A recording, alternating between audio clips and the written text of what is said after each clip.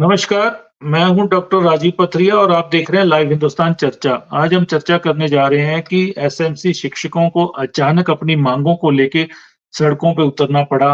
36 घंटे का उन्होंने सचिवालय का घेराव किया, वहाँ पे धरना दिया और उसके बाद मुख्यमंत्री जी से उनकी मुलाकात होती है और वो जो कैबिनेट सब कमेटी शिक्षा मंत्री रोहित ठाकुर की अध्यक्षता में बनी है, उसको आदेश देते हैं कि जल्दी ही एक रिपोर्ट एसएमसी शिक्षकों को नियमित करने की हमें उपलब्ध करवाई जाए ताकि सरकार कोई निर्णय ले पाए। हालाँकि ये कांग्रेस का चुनावी वायदा भी था, चुनावी घोषणा पत्र में भी शामिल था 2408 एसएमसी शिक्षकों को नियमितीकरण को लेकर। इनको वेतन भी बहुत कम मिल रहा है, 12 साल से ये लोग अपने नियमितीकरण के लिए भटक रहे हैं, लेकिन कोई भी सरकार ने अभी तक इनकी सुनवाई नहीं की। आज हम इसी विषय पे चर्चा करने जा रहे हैं, आखिर इनको क्यों सड़कों पे उतरना पड़ा और क्या थी इनकी माँगें? तो मैं सबसे पहले एसएमसी शिक्षक एसोसिएशन के प्रवक्ता हैं निर्मल ठाकुर जी, मैं उनके पास जाऊँगा। निर्मल जी, क्या मामला है और कब आपकी भर्तियाँ की गई? क्या है ये, इसमें क्या माँगे हैं आपकी? जी, निर्मल जी। सर, हमारी जो भर्ती प्रक्रिया है, ये 17 जुलाई 2012 की अधिसूचना है, हिमाचल प्रदेश जी, गवर्नमेंट की। तो इसी उस समय जो ये अधिसूचना हुई थी, उस समय ये स्पेशली जो हार्ड और ट्राइब एरियाज़ है, उनके लिए जो है ये अधिसूचना हुई थी। तो उसके बाद सरकार बदलती है, फिर सरकार नई बनती है। तो जून उस समय जब 17 जुलाई 2012 को ये भर्ती हुई थी, प्रोफेसर प्रेम कुमार धूमल जी मुख्यमंत्री थे और दिसंबर 2012 में सरकार बदली और 2014 में इसी भर्ती में थोड़ी-सी अमेंडमेंट की गई। पहले हालाँकि ये भर्ती ये केवल हार्ड और ट्राइब क्षेत्रों के लिए थी। उस समय प्रदेश में हज़ारों पद खाली थे। प्रदेश में हिमाचल प्रदेश में शिक्षा तो मतलब शिक्षक नहीं थे। उस समय राजा वीरभद्र सिंह जी ने फिर इसको ऐसा किया कि भई मिनिमम जहाँ पे 2 साल या फिर इससे अधिक कोई पद खाली हो, अब शिक्षकों को इसी भर्ती के तहत जो है भर्ती किया जाएगा। और जी, एक और कंडीशन थी, उस समय बहुत ज़्यादा स्कूल प्रमोट किए गए थे 10th टू 10+2 तो वहाँ पर जो है उन स्कूलों में भी इसको जो है इस तरह के जो एसएमसी पॉलिसी के तहत जो है भर्ती किया जाएगा। और एसएमसी पॉलिसी की अधिसूचना को 14 में फिर से किया गया। उसी 17 जुलाई 2012 के अंतर्गत सभी नियम वही थे। एसडीएम के कुछ स्क्रीनिंग कमेटी का चेयरमैन बनाया गया और एसडीएम के माध्यम से ही ये जो भर्ती हुई है। जी। तो अभी आपको क्या जी। वेतनमान मिल रहा है और किस तरह के वेतनमान की आपकी माँग है? सर अभी जो हमारा वेतनमान है ये 14,978 लेक्चरर को मिलता है और टीजीटी को भी डीपीई को भी यही लेक्चरर डीपीई टीजीटी इनको 14,978 मिल रहा है और सी एंड बी टीचर्स को 11,000 मिल रहा है और जेबीटी टीचर को 10,000 समथिंग मिल रहा है। और ये सरकार ने जो है इस ये जो बजट सेशन में 2,000 रुपए अप्रैल माह से बढ़ाए हैं, जिसकी अधिसूचना अभी नहीं हुई है। तो वेतनमान इस तरह से हमें मिलता है। समय-समय पर जब हम स्कूल में सेवाएँ देना शुरू कर रहे थे इस हमारा जो वेतन था 6,000 था। तो अब जो जी, है ये पिछले 10-12 सालों में जाके पहुँच कर के जो है 10,000, 12,000, 14,000 पहुँचा है। जी। तो जी सर। आपकी और भी कुछ समस्याएँ हैं जैसे कि आप पीरियड बेस्ड का कोई इश्यू है आपका, पीरियड बेस्ड पे आपको रखा गया है, लेकिन पीरियड बेस के मुताबिक आपको वेतन नहीं मिलता है। सर देखिए हम पीरियड बेस्ड है। हमारी जो कैलकुलेशन होती है जो सैलरी बनती है वो पीरियड को काउंट कर बनती है। पीरियड बेस्ड सैलरी का मतलब है कि आपको पीरियड लगाने पर सैलरी मिलती है। अब महीने के हमारे पीरियड जो लगते हैं उसको कैलकुलेट कर जाएं तो ये जो सैलरी है हमारी 40-45 हज़ार बनती है। परंतु वहाँ पे ये लिखा गया है कि आपको जो है सैलरी मिलेगी फिक्स, मतलब मैक्सिमम नहीं जाएगा। 14,978 से ज़्यादा नहीं जाएगा। जेबीटी को 10,000 समथिंग से ज़्यादा नहीं जाएगा और 12,000 C&V टीचर को इससे ज़्यादा नहीं जाएगा। जबकि कैलकुलेट शीट में जो है साइन सिग्नेचर जो प्रिंसिपल होती है, उसमें तो सैलरी जो है 40-45 हज़ार बनती है। जी। तो इसकी बारे में आपने क्या चर्चा की सरकार से, अधिकारियों से? आज तक क्या रिस्पॉन्स मिला इसमें? अधिकारियों से, सरकार से हम समय-समय पर मिलते रहे। सरकारें समय-समय पर बदलती रही। हम तो कर्मचारी हैं, हमें सरकारों से मिलना ही होता है। हम समय-समय पर मुख्यमंत्री जी से मिलते हैं, शिक्षा मंत्री जी से मिलते हैं, अधिकारियों से मिलते हैं। हमारी तो यही डिमांड्स रहती है कि हम निरंतर है, कंटिन्यू है। पिछले 12 वर्षों से हम कंटिन्यू सर्विस कर रहे हैं, फिर भी हमारे साथ कोई इस तरह का कोई पॉलिसी नहीं है। इसमें बहुत सारे जो भिन्नताएँ हैं। जो आपने धरना दिया निर्मल जी, मेरे को विस्तार से बताइए कि धरने देने की ज़रूरत क्यों पड़ी और आपको अब क्या आश्वासन मिले हैं? आपको क्या उम्मीद है कि आपका कब तक मामला ये हल हो जाएगा? क्योंकि अभी तक आपके डिमांड पे किसी भी सरकार ने कोई गौर नहीं किया अभी तक। कितनी सरकारें आ गई हैं इस बीच में, देखिए, 2012 से लेके ये अब तक। धरने का मामला है, इसको मैं बिल्कुल पूरी तरह से स्पष्ट करता हूँ। एक्चुअली ये धरना कैसे धरना बना? एक्चुअली हुआ ये, हम नई सरकार बनी, जो अभी वर्तमान सरकार है, हम मिले। सरकार से हमने अपनी डिमांड्स रखी, तो सरकार ने इसको गंभीरता से सुना और बड़ी ही गंभीरता से सुनकर सरकार ने, मुख्यमंत्री जी ने जून महीने में, मे बी जून महीने में जो है इसको, जून महीने में सॉरी, ये कैबिनेट सब कमेटी बनाई है हमारी पॉलिसी को बनाने के लिए। तो इसकी अधिसूचना भी जारी कर दी गई है। तो अब सितंबर महीने तक मुख्यमंत्री जी ने भी हमारा डेपुटेशन जब मिला, उन्होंने ये कहा था कि 15 सितंबर तक आपके लिए जो है पॉलिसी के बारे में कुछ ना कुछ आपको न्यूज़ दी जाएगी। फिर हम अब 12वीं वर्ष जो है, आप देखिए ना कि हिमाचल प्रदेश के हज़ारों स्कूलों में कितने पद खाली है, हज़ारों पद खाली है। और कहाँ खाली है? वो ग्रामीण क्षेत्रों में खाली है। और एसएमसी अध्यापक बनी क्या? मैंने पहले ही बताया आपको, स्पेशल हार्ड और ट्राइब एरियाज़ और ऐसे क्षेत्र जहाँ पे पिछले 4-5 वर्षों से पद खाली थे, मिनिमम 2 वर्ष रखा था, वहाँ लगे हैं। और जो न्यूली अपग्रेडेड, कहने का मतलब आज भी अगर खाली पद है, शिक्षा का ढांचा देखिए, ग्रामीण बच्चों को देखिए, ग्रामीण, ये अभी की नहीं है, मैं सरकार को नहीं, मैं जी, सरकारी कर्मचारी हूँ जी। और सरकारी कर्मचारी ने ये आवाज उठा रहा हूँ कि हिमाचल प्रदेश के ग्रामीण बच्चों के बारे में हालात देखिए। मैं सच्चाई बोल रहा हूँ, मैं आपको ये अपना टाइम टेबल भी दिखा सकता हूँ।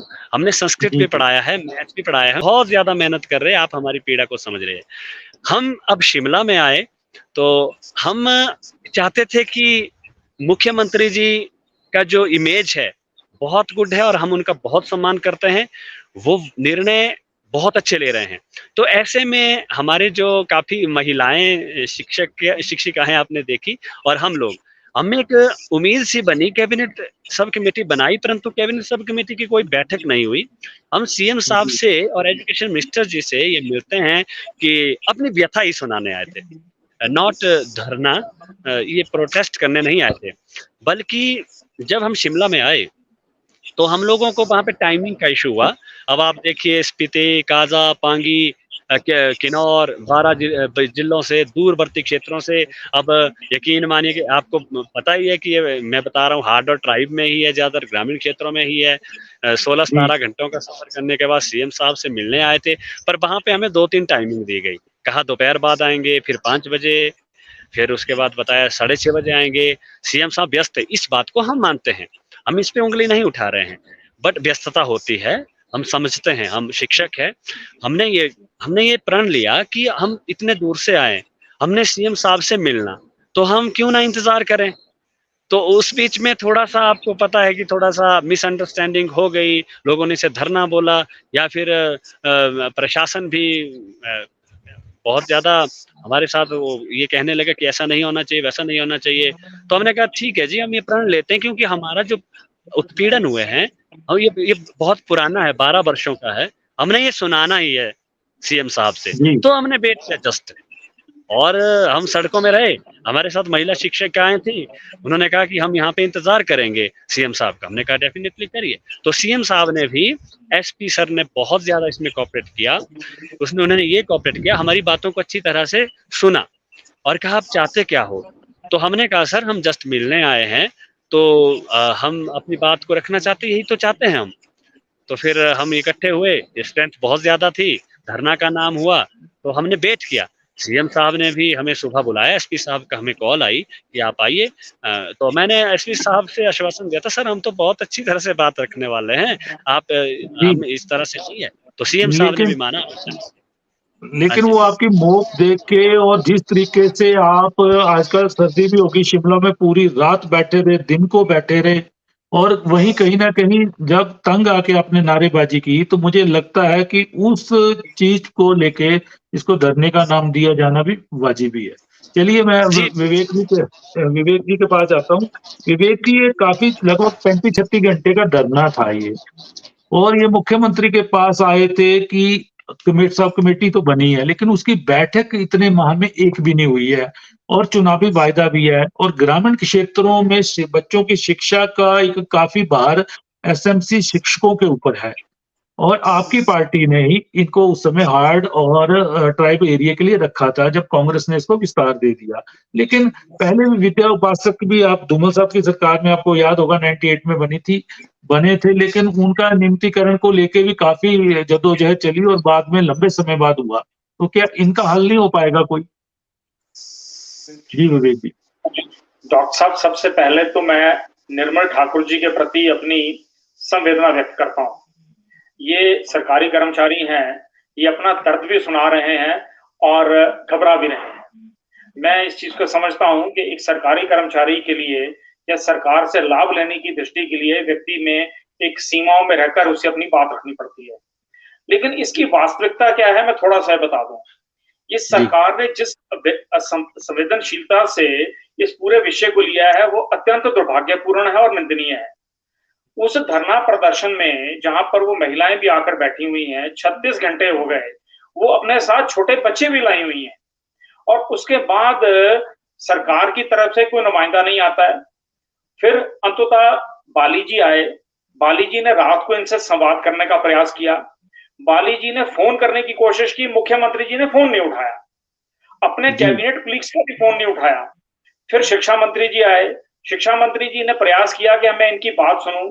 इन्होंने शिक्षा मंत्री जी से बात करने से इनकार कर दिया, क्योंकि अविश्वास की भावना इतनी बढ़ गई है इस सरकार के ऊपर, जबकि अभी सरकार का 1 साल का कार्यकाल नहीं हुआ, 20% समय भी इन्होंने अपने पूरे कार्यकाल का अभी व्यतीत नहीं किया है। और लगभग इस 9 महीने की सरकार में इस स्तर का अविश्वास होना, ये अत्यंत दुर्भाग्यपूर्ण है। अब उसका कारण क्या है? कारण उसका यह है कि ये जैसा अभी बताया निर्मल जी ने कि अप्रैल का जो इनका बजट सेशन था, उसमें इन्होंने इनकी तनख्वाह बढ़ाने का प्रस्ताव पारित किया, लेकिन नोटिफिकेशन आज तक जारी नहीं हुई। ये इससे पहले सरकार से मिले, मुख्यमंत्री जी से मिले, तो उन्होंने कहा कि भी ठीक है, हम आपके विषय के ऊपर चिंतन मंथन अवश्य करेंगे। उसके बाद 12 तारीख को ये फिर मिले। 12 तारीख को मिलने के पश्चात इन्होंने अपना दुख और पीड़ा सरकार के सामने रखी और उस दिन ये बताकर गए कि हम 30 तारीख को धरना प्रदर्शन करेंगे। सरकार अगर संवेदनशील होती, इनके प्रतिनिधियों को बुलाती, उनके साथ बैठ के चर्चा करती, उन्हें इस विश्वास में लेती कि भई तुम इस तरह का कोई स्टेप मत लीजिए, हम आपसे बात करेंगे। और दुर्भाग्यपूर्ण ये है कि मुख्यमंत्री जी ओक ओवर में सोए रहे और जनता सड़क पे। हद है इतनी असंवेदनशीलता की। अब अगर मैं इसमें आंकड़ों में जाऊंगा तो कुछ ऐसे आंकड़े हमारे पास उपलब्ध हैं जो इस बात को साबित करेंगे कि आखिरकार मुख्यमंत्री इतने असंवेदनशील क्यों हैं। लेकिन दुर्भाग्य यह है कि चाहे सब कमेटियां बनाइए, आप शिक्षा मंत्री को बनाइए, वास्तविकता यह है कि ये अनुभवहीन सरकार है। जो व्यक्ति कभी ग्रीवेंसेस कमेटी के मेंबर नहीं रहे, आज वो कैबिनेट रैंक के मंत्री हो गए। अनुभवहीनता यह है कि जनता को उन पर विश्वास नहीं है, वो सीधा मुख्यमंत्री से संवाद करना चाहते हैं, मुख्यमंत्री आना नहीं चाहते।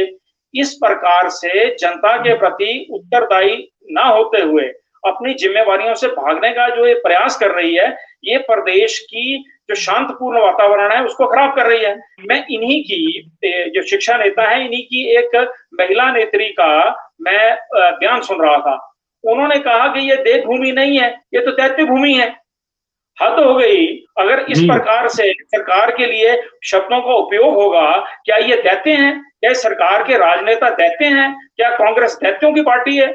ये बेहद चिंता का मामला है और इस पर ना कांग्रेस, ना सरकार, ना संगठन, ये सब जिम्मेवार हैं, क्योंकि ये झूठ बोल के सत्ता में आए हैं और अब उस झूठ को जस्टिफाई नहीं कर पा रहे। और जब इनको जस्टिफाई करने का प्रश्न आता है तो ये दाएं बाएं हो जाते हैं। जी जी जेठी जी, बड़ा प्रश्न है कि एसएमसी शिक्षकों में असुरक्षा का भाव तो है, क्योंकि वेतन में बढ़ोतरी होती है, नोटिफिकेशन नहीं होती, कैबिनेट सब कमेटी बनती है लेकिन उसकी कोई बैठक नहीं होती।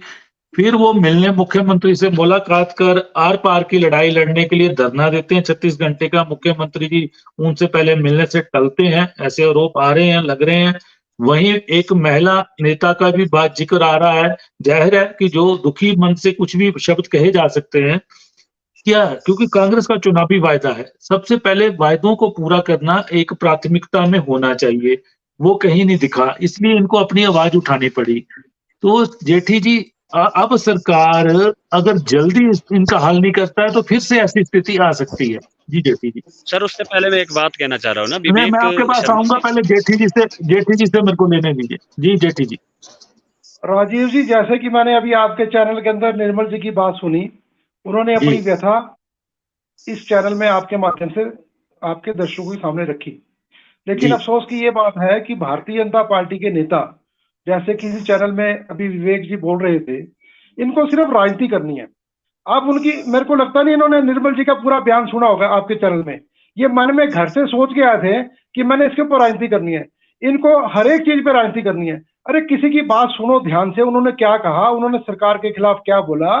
माननीय मुख्यमंत्री हिमाचल प्रदेश में सुखराम सुक्खू जैसा संवेदनशील मुख्यमंत्री आज तक इतिहास में नहीं मिला, जो गरीबों के साथ खड़ा है, जो गरीबों के दुख दर्द में खड़ा है। ये पूरी चर्चा आपके प्रमुख नेता, भारतीय जनता पार्टी के संस्थापक नेता शांता कुमार जी बार बार चर्चा में करते हैं, बार बार उनकी स्टेटमेंट्स आती रहती हैं।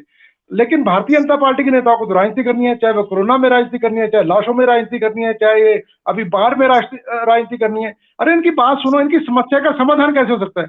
माननीय मुख्यमंत्री जी ने सब कमेटी बनाई, सब कमेटी के बाद उसमें थोड़ा सा तो इंतजार कीजिए। निर्मल जी भी इस चीज को समझ रहे हैं कि समय तो लगेगा ही, लेकिन आपने भर्ती करी 2012 के अंदर, आपकी सरकारें भी बीच में रही, आपने क्या कहा? अपनी सरकारों का काम बनाइए ना। आप यहाँ पर आप 9 महीने की माननीय सुखविंदर सिंह सुक्खू की सरकार के खिलाफ तो बोलने के लिए आपके पास बहुत कुछ है, लेकिन अपने 5 साल के जयराम ठाकुर की सरकार के खिलाफ बोलने के लिए आपके पास कुछ नहीं है। अगर उनकी हम संवेदनहीन, तो पिछली सरकार थी 5 साल की, अगर उनकी हम आपके कार्यशैली बताएं, आप कैसे कैसे इस्तेमाल लफ्ज करते हैं। दैत्य आपका किसने कहा? मुख्यमंत्री दैत्य या सरकार दैत्य रूप कर रही है। आप अपनी भाषा में संयम रखिए। ऐसी भाषा हिमाचल प्रदेश में चलने वाली नहीं है, ये यूपी बिहार नहीं है कि आप जो आपके मुंह में है वो आप बोल दीजिए सरकार के प्रति या सरकार के। आपके भी यहाँ नेता है, कांग्रेस अगर ऐसी भाषाओं का प्रयोग आपके नेताओं के प्रति करेगा, मुझे लगता है आपको भी नहीं अच्छा लगेगा। जहां तक रही निर्मल ठाकुर जी की बात, उन्होंने कहा कि मुख्यमंत्री जी मिले, मुख्यमंत्री की व्यवस्था हो सकती है। मुख्यमंत्री, आपको पता है कि आपकी सरकार रही तो कितने व्यस्त मुख्यमंत्री होते हैं, लेकिन मुख्यमंत्री किसी को निराश नहीं करते, वो मिलके सबको मिलते हैं।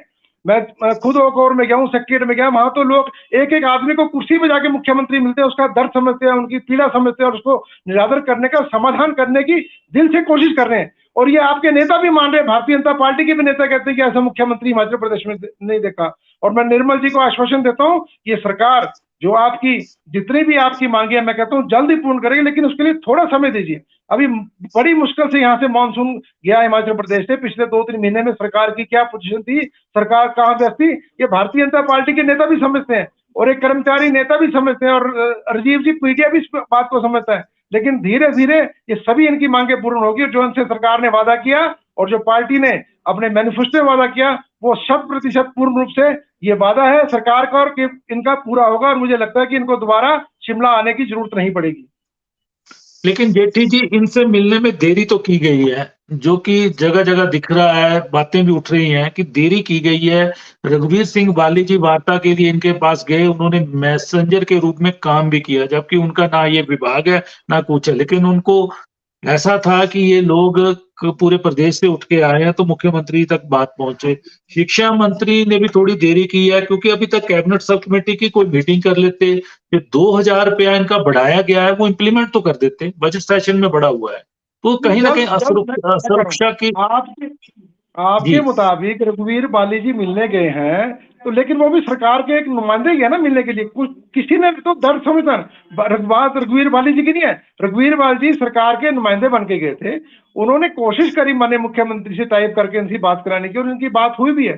डिले हो सकता है, हम भी शिमला आते हैं मिलने के लिए, कई बार सवेरे से बैठ के शाम को माननीय मुख्यमंत्री से मुलाकात होती है। मुख्यमंत्री का कितना व्यस्त कार्यक्रम होता है, तो आप इस चीज को सब समझते हैं। मैं समझता हूँ डिले हुआ, लेकिन जो काम है, जो काम होना चाहिए वो 1-2 घंटे 4 घंटे के बाद हो जाए, वो कोई दिक्कत नहीं है। लेकिन ऐसा नहीं है कि उनको लवारिश छोड़ दिया गया, उनकी किसी ने सुख दुख उनका नहीं पूछा। रघुवीर बाली भी एक सरकार के नुमाइंदे और वो उनसे मिलने गए हैं, तो नेचुरली मुख्यमंत्री के आदेश के कहने के ऊपर मिलने गए होंगे। ये अपने आप ही उनको पता लगा होगा। तो ये चीज ये दर्शाती है कि सरकार का एक नुमाइंदा जो है इन लोगों के प्रति अपना समर्थन करता है और इन लोगों के प्रति हमदर्दी करता है, और वो कोशिश करेंगे बीच में सभी मिलकर कि माननीय इनकी जो निर्मल ठाकुर जी ने जो अपनी बातें कही हैं, और वो भी कहीं ना कहीं सेटिस्फाई है सरकार से। अब मैंने उनका पूरा बयान सुना आपके चैनल के माध्यम से, वो सेटिस्फाई है। लेकिन भारतीय जनता पार्टी को हर एक चीज के ऊपर राजनीति नहीं करनी चाहिए। राजनीति अभी 2024 आने वाला है, खुल के राजनीति करेंगे दोस्त, कोई दिक्कत नहीं है, ना कोई डरने वाले ना घबराने वाले, और आपके एक एक बात का जवाब दिया जाएगा।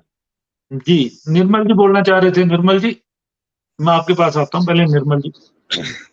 सर, हम तो कर्मचारी है, हमने तो अपनी मांगों के लिए लड़ना होता है, मनवाना होता है, मिलना आपने होता है। मर्यादा में, बिल्कुल मर्यादा में रह के अपनी आवाज तो उठानी है, जाहिर आपने उठाई भी है। बिल्कुल हम इस बात का गवाह जो है पूरा प्रदेश है। आपने देखा कि हम 900 और 1000 के लगभग स्ट्रेंथ में थे, सुबह से चुप ही बैठे थे शिमला में सेक्रेटरीट के पास। पुलिस आई थी, पुलिस को हमने बोला था कि हम तो पीड़ा सुनाने आए हैं, हमारा ऐसा कुछ नहीं है, जिसके लिए आप एसपी साहब को अभी भी कॉल कर सकते हैं। तो एक बात विवेक शर्मा जी ने कही, सर आपने कहा कि आपने शिक्षा मंत्री जी को सुनने से इनकार कर दिया। नहीं, ऐसी बात नहीं है। शिक्षा मंत्री जी हमारे बीच में आए, हमने शिक्षा मंत्री जी को अपनी जो सारी समस्याएं सुनाई, और शिक्षा मंत्री जी से सुबह भी मिले। वो इस बात से, उन्होंने हमें ये कहा कि हम इस बात से वाकिफ है, पर हमने सिर्फ ये डिमांड रखी कि हमने जो है मिलना है शिक्षा मंत्री जी, आपके साथ भी मिलना है, यहाँ पे आए हैं, और यहाँ पे हमारे बहुत सारे लोग ये कह रहे हैं कि हम सीएम साहब से ही मिलना चाहते हैं, मतलब पीड़ा सुनाना चाहते हैं। जी जी जी विवेक जी। मैं कुशल जेठी जी का थोड़ा सा दुरुस्त कर दूं, ये बहुत जल्दी में रहते हैं, ये इनकी समस्या है। इस समय हालत ये है प्रदेश की कि कोविड वॉरियर सड़क पे, मिड डे मील कर्मचारी सड़क पे, एसएमसी का एम्प्लॉय सड़क पे, एनएचएम के एम्प्लॉय सड़क पे, आईजीएमसी के एम्प्लॉय सड़क पे, और बाद में सबको ये कह देना कि ये ठेकेदार के कर्मचारी हैं, इसको लेकर बहुत जल्दी आ जाएंगे आपके मुख्यमंत्री जी भी सड़क पे। इस चीज को आश्वस्त रखिए आप। और रहा सवाल इस बात का, 36 घंटे माननीय मुख्यमंत्री जी को समय नहीं मिला उन लोगों से मिलने का जो इस सर्द रात में सड़क पर बैठे हुए हैं। वो ठीक है, वो कर्मचारी हैं, वो सरकार के विरुद्ध एक भाषा में, एक सीमा में ही अपनी बात रख सकते हैं, लेकिन संवेदनशीलता भी कोई नाम की चीज होती है। कहाँ है आपकी संवेदनशीलता?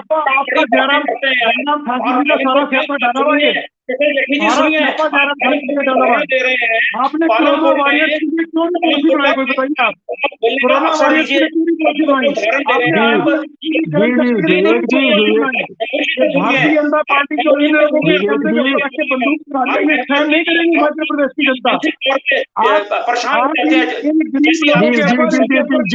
बंदूक रखेगी, सहन नहीं किया जाएगा इसको।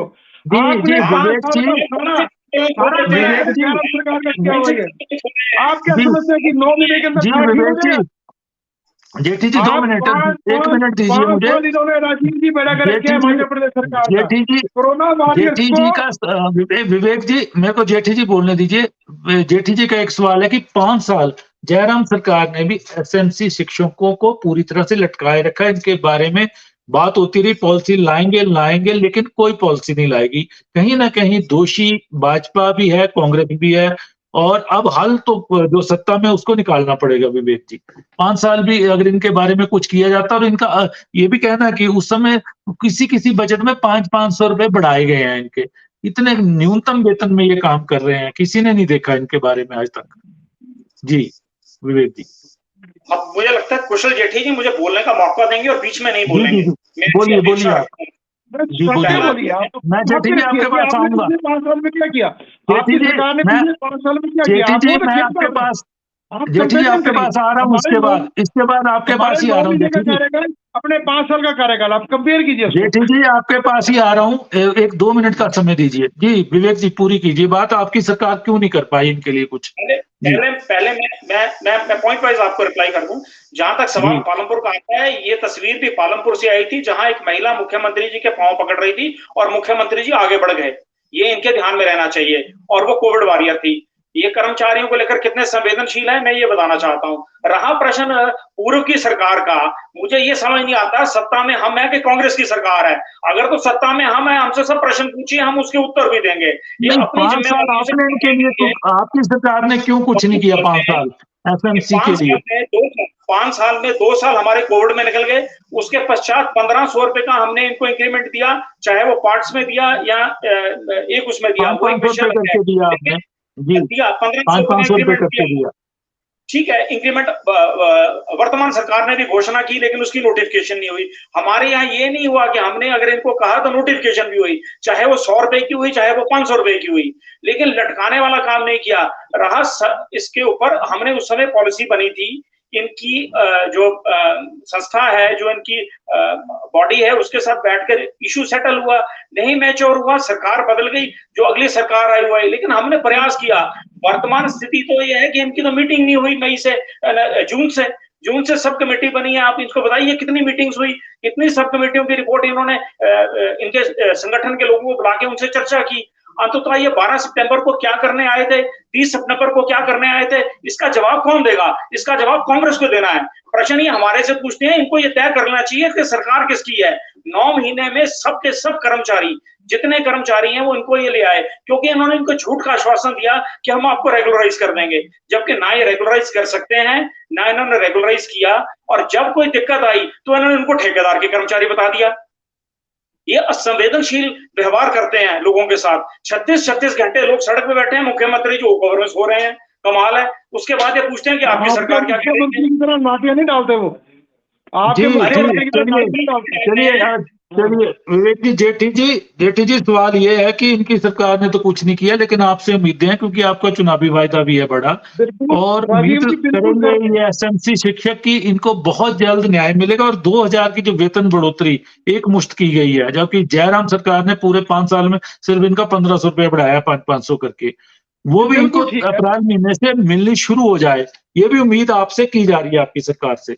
जी जेठी, बिल्कुल माननीय मुख्यमंत्री जी ने आश्वासन भी दिया है, 2000 की बढ़ोतरी करी, पिछले सरकार ने 1500 की करी थी, लेकिन दर्द ये है कि इनकी समस्याओं का समाधान होना चाहिए और ये सरकार 100% इनकी समस्याओं का समाधान करेगी। और मुझे लगता है कि माननीय मुख्यमंत्री जी के मन के अंदर इनकी जो जितनी भी डिमांड्स है वो बैठ चुकी है और जल्द ही इसके बारे में कोई ना कोई निर्णय होगा और अच्छा निर्णय होगा। और मुख्यमंत्री संवेदनशील मुख्यमंत्री है, संवेदनहीन मुख्यमंत्री नहीं है। ये लोगों के दुख दर्द को समझते हैं, जैसा कि पिछली सरकारों में हुआ, कभी गौर ही नहीं किया गया, सिर्फ राजनीति की गई, सिर्फ राजनीति 5 साल की गई। आज ये सरकार काम कर रही है, लोगों के लिए काम कर रही है, रात दिन काम कर रही है, पैसा ना होने के बावजूद काम कर रही है, अपने रिसोर्सेज से काम कर रही है। और मुझे लगता है कि ये जितने भी निर्मल ठाकुर के और भी जितने लोगों की, कर्मचारियों की समस्याएं, ये सरकार पूर्ण रूप से हल करेगी और मुझे लगता है कि इसका एक अच्छा फ्रूटफुल रिजल्ट बहुत जल्द सामने आने वाला है। जी विवेक जी, कृपया जल्दी कर दें। मैं एक छोटा सा आंकड़ा आपके सामने रख दूं। अभी तक जो एसएमसी का आंकड़ा है, शिमला में लगभग 375 लोग इस समय एसएमसी में वो है 2408 लोग हैं टोटल, वो है आंकड़ा हमारे पास। एक फिक्र देना चाहता हूँ, सिर्फ एक हमीरपुर ऐसा जिला है जहां से केवल 17 लोग हैं। ये मुख्यमंत्री को संवेदनशीलता से लेना पड़ेगा। ये उनके जिले का मामला नहीं है, प्रदेश का मामला है। 2408 कर्मचारियों को भविष्य का मामला है, उनकी रसोई का मामला है। ये इसमें से इतने में बात नहीं चलेगी कि केवल मुख्यमंत्री जी हमीरपुर तक ही सीमित रह जाएं। उनको प्रदेश के प्रति जवाबदेही देनी पड़ेगी। आप आंकड़े देखिए। बिल्कुल। मुख्यमंत्री के बनने के बाद माननीय सुक्खू जी सबसे आखिर में हमीरपुर गए हैं। आपको यह ध्यान होना चाहिए, पूरे हिमाचल प्रदेश का दौरा किया। जी, जिम्मेवारी पूछ रहा हूँ।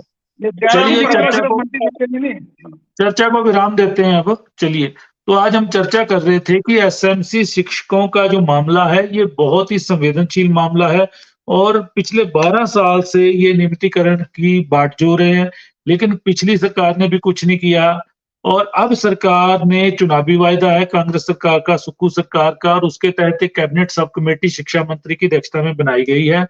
लेकिन वो उसके लिए भी 30 सितंबर तक का अल्टीमेटम इन लोगों ने दिया था कि हमारे लिए कुछ किया जाए, हमें नियमित किया जाए क्योंकि बहुत ही कम वेतन में ये दूर-दराज के स्कूलों में पढ़ाई करवा रहे हैं, शिक्षा दे रहे हैं।